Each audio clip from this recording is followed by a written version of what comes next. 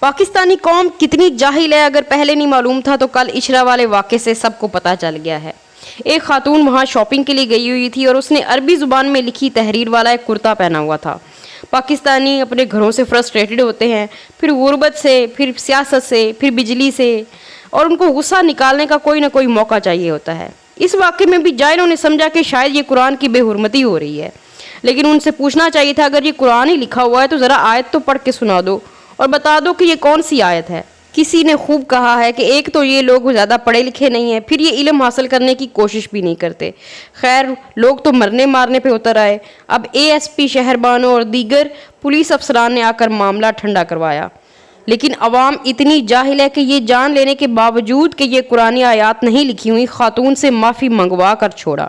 حتیٰ کہ جاہلوں کی کمی یہاں تک بھی پوری نہیں ہوئی اور جو کویتی برانڈ جو کپڑے بناتا ہے ان کے DMs میں یہ لوگ گھس گئے کہ بھائی تم یہ لوگ کپڑے کیوں بناتے ہو، ان کو ہٹا دو وغیرہ وغیرہ، جن پر انہوں نے وضاحت کی کہ بھائی یہ لکھا ہوا ہے حیات الحلوہ، یعنی زندگی میٹھی ہے، اور عربی ہماری زبان ہے، ہم اپنی زبان میں جو مرضی لکھیں۔